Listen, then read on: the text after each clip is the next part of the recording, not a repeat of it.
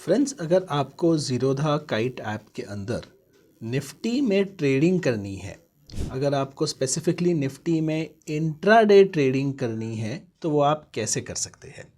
अब देखिए, निफ्टी जो है वो एक इंडेक्स है। अब इंडेक्स का मतलब ये होता है कि निफ्टी 50 जो है, निफ्टी के मतलब एनएसई पे लिस्टेड 50 सबसे बड़े स्टॉक्स को उनके वेटेज में इंक्लूड करता है। लेकिन ये इंडेक्स एक तरीके से जो है मार्केट का हाल बताने के लिए ट्रैक किया जाता है। ये बाय इटसेल्फ कोई स्टॉक नहीं होता है। तो इसमें ट्रेड करने के लिए आप या तो 50 स्टॉक्स को इंडिविजुअली खरीदे बेचे, अब वो तो आप इंट्राडे में कर नहीं सकते। तो इसको ट्रेड करने के लिए जो इंस्ट्रूमेंट होता है वो होता है एक्सचेंज ट्रेडेड फंड। निफ्टी 50 के मूवमेंट के हिसाब से ही ये जो ETFs होते हैं निफ्टी 50 के, वो मूव करते हैं और वो एक्सचेंज ट्रेडेड होते हैं। मतलब वो किसी भी शेयर की तरह, नॉर्मल शेयर की तरह खरीदे और बेचे जा सकते हैं और उनमें इंट्राडे भी किया जा सकता है। तो अगर आपको इंडेक्स में, निफ्टी के इंडेक्स में जो है इंट्राडे ट्रेडिंग करनी है तो आपको पहला तो ये जानना है कि वो आप ETF में करेंगे। अब ये ETF कौन सा होना चाहिए? देखिए, निफ्टी के यहाँ पर देखिए, ज़ीरोधा में लॉगिन करने के बाद मैं अपने वॉच लिस्ट में हूँ और यहाँ पर मैं अगर सर्च करता हूँ तो मैं अगर निफ्टी ETF लिखता हूँ तो कई सारे ETF आते हैं। देखिए, निफ्टी 1 है यहाँ पर कोटक का, यहाँ पे कोई और भी मुझे दिख रहा है। जो एक पॉपुलर वन है जो सब लोग यूज़ करते हैं वो है निफ्टी 20। तो मैंने निफ्टी 20 को बहुत ज़्यादा यूज़ होते हुए देखा है और मैं भी जनरली निफ्टी 20 ही लेता हूँ। तो आप निफ्टी 20 ले सकते हैं, NSE में हो, BSE में हो, कोई फ़र्क नहीं पड़ता। आपको कोई और ETF भी पसंद है तो आप प्लीज़ बाय ऑल मीन्स उसे रिसर्च करके यूज़ कीजिए। ये मैं सैम्पल के लिए, क्योंकि मैंने नाम सुना है, मैं इसे ट्राई कर रहा हूँ। यहाँ पर प्लस के बटन है, उन्हें वॉच लिस्ट में ऐड करने के लिए मैं दोनों को ऐड कर लेता हूँ। और यहाँ पर जो है BSE NSE देखिए प्राइस जो है निफ्टी के हिसाब से ही मूव कर रहा है। तो यहाँ पर मैं इस पर क्लिक करता हूँ। देखिए, यहाँ पर मैंने जो है इस वाले पर क्लिक किया है और यहाँ पर देखिए बाय सेल के ऑप्शन ओपन हो जाते हैं।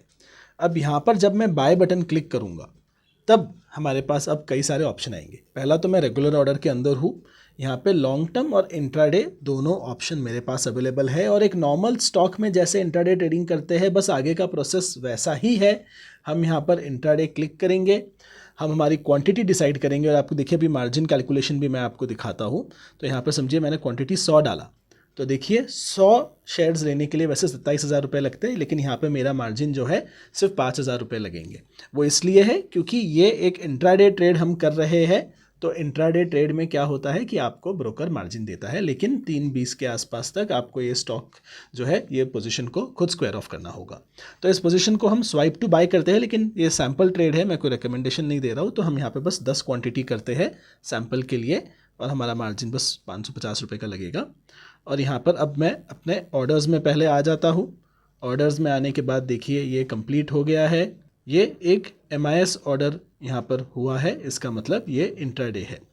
अब यहाँ पर मेरे को पोजीशंस देखना हो तो मैं पोर्टफोलियो में आने के बाद ऊपर पोजीशंस देखूँगा। तो पोजीशंस में यहाँ पर देखिए अब ये पोजीशन मैं ट्रैक कर सकता हूँ। अब इस पोजीशन को ट्रैक करने के लिए या तो मैं चार्ट पर रह सकता हूँ और मैं देख सकता हूँ कि चलिए मार्केट कहाँ जा रहा है और उस हिसाब से मैं अपना एंट्री और एग्जिट जो है वो प्लान कर सकता हूँ। तो मैं चार्ट पर फॉलो कर सकता हूँ। ये ऑफ कोर्स मैंने एक लॉन्ग पोजीशन लिया है, बाई किया है, तो मार्केट ऊपर जाएगा तो मुझे बेनिफिट होगा। अब इसमें जो है मुझे अगर समझिए इसे डिलीवरी में कन्वर्ट करना है तो उसके भी ऑप्शन होते हैं। तो यहाँ पर कन्वर्ट पोजिशन होता है नीचे। तो ये कहाँ से मिला हमें ऑप्शन? पोजीशंस के अंदर आने के बाद मैंने इस पर क्लिक किया, इसे स्क्रॉल किया नीचे, तो कन्वर्ट पोजीशन होता है कि आप बचा हुआ मार्जिन दे दो और आप जो है इसे डिलीवरी में कन्वर्ट कर लो। दूसरा, अगर आपको पोजीशंस ऐड करनी हो तो ऐड का भी है और आपको इस पोजीशन को इमीडिएटली एग्जिट करना है तो एग्जिट का ऑप्शन भी यहीं पर है। अब अगर इसी पोजीशन पर आपको स्टॉप लॉस लगाना है या फिर ये पोजीशन या ये ऑर्डर लेते ही समय हम स्टॉप लॉस कैसे लगा सकते थे, तो यहाँ पर देखिए एक और ऑर्डर टाइप होता है। हम वॉच लिस्ट में आते हैं और वापस इसी स्टॉक को क्लिक करके बाय क्लिक करते हैं। यहाँ पर एक कवर ऑर्डर होता है, हम कवर ऑर्डर को क्लिक करते हैं तो हम निफ्टी 20 में ETF में कवर ऑर्डर प्लेस कर रहे हैं। क्वांटिटी को इस बार मैं 11 कर देता हूँ कि ऑर्डर थोड़ा डिफ्रेंशिएट कर पाए आप। ऑर्डर बुक में हम इंट्राडे ही कहेंगे, लेकिन लगाते समय ही हम नीचे का अपना स्टॉप लॉस का ट्रिगर बता देंगे। अब ये क्या होता है ये भी समझ लीजिए। देखिए यहाँ पर मार्केट जो है 278 के आसपास चल रहा है। अगर मार्केट गिरने लगा तो मैं कितना लॉस लेना चाहता हूँ, तो मैं कहता हूँ कि 270 पर आ गया तो मेरा स्टॉप लॉस 270 पे माल बेच देना। इसका मतलब जैसे ही मार्केट में रेट 270 आएगा, ये मेरा माल जो है मार्केट रेट पे जो भी रेट चल रहा होगा उस पर बेच दिया जाएगा। और ये स्टॉप लॉस मैं ऑर्डर के साथ ही साथ लगा रहा हूँ, तो मैं यहाँ स्वाइप टू बाय कर सकता हूँ। लेकिन स्टॉप लॉस ऑर्डर्स में एक डिफरेंस होता है, मैं आपको बताता हूँ। अब यहाँ पर हमारे ऑर्डर्स में अगर हम आएंगे तो आप देखिए कि यहाँ पर जो है 11 का क्वांटिटी हमने परचेज़ किया है, पहले हमने 10 किया था। और ओपन में जाएंगे हम अगर ओपन ऑर्डर्स में, तो ओपन ऑर्डर में ट्रिगर पेंडिंग 270 पे ये जो है मेरा स्टॉप लॉस मार्केट लगा है कवर ऑर्डर, तो ये ऑर्डर यहाँ पर हमारा लगा हुआ है। अब मैं अगर पोजीशंस में जाता हूँ वापस, तो ये जो 11 वाला है, मैं यहाँ पर आके अगर यहाँ से एग्जिट करने की कोशिश करूँ तो हो सकता है वो मुझे कवर ऑर्डर होने की वजह से कहेगा कि यहाँ से आप नहीं कर सकते, क्योंकि आपको ऑर्डर बुक में जाना होगा, आपका स्टॉप लॉस साथ में लगा हुआ है। लेकिन ये जो 10 क्वांटिटी वाला ऑर्डर है, मैं यहीं से एग्जिट कर सकता हूँ, क्योंकि ये नेकेड ऑर्डर है, इसमें कोई स्टॉप लॉस नहीं लगा है। और मैं जनरली रिकमेंड करता हूँ कि स्टॉप लॉस लगाया करिए आप, वरना बहुत लॉस हो सकता है। तो यहाँ पर पहले इस ऑर्डर को हम एग्जिट करके देख लेते हैं 10 क्वांटिटी वाला, फिर वो 11 क्वांटिटी वाला स्टॉप लॉस वाला ऑर्डर कैसे एग्जिट करते हैं हम वो भी देखेंगे। तो यहाँ पर बस स्वाइप टू सेल करूँगा मैं, और मार्केट प्राइस पर ही जो है मैं ये कर रहा हूँ। मार्केट की जगह लिमिट पे भी ये काम किया जा सकता है। तो जब मैं बाय कर रहा था, समझिए मैं बाय में जाता हूँ, बाय में यहाँ पर देखिए हमने मार्केट प्राइस सेलेक्ट किया था कि जो भी प्राइस चल रहा है उस पर माल खरीद लेना। लेकिन अगर आप इस बटन को प्रेस कर देते हैं बाय करते समय, तो आप कह सकते हैं कि चलो 1 रुपया नीचे आएगा तब खरीदना मेरा। तो यहाँ पर ये ऑर्डर जो है फिर ओपन रह जाएगा। अगर मैं ऑर्डर्स में आता हूँ तो ओपन में आप देखिएगा कि ये एक क्वांटिटी का ओपन है, क्योंकि प्राइस आया नहीं है। ये बाय करते समय लिमिट ऑर्डर में आपको बताना भूल गया था, वो मैं आपको इस वक्त बता रहा हूँ। अब वो जो 11 क्वांटिटी वाला ऑर्डर है, उसको जब हमें एग्जिट करना है और उसे जब हमें बेचना है, तब क्या होगा। तो देखिए यहाँ पर जो है मैं ऑर्डर बुक के अंदर आया हूँ। ऑर्डर बुक में ये वाला मुझे दिख रहा है, मैं इसे क्लिक कर सकता हूँ।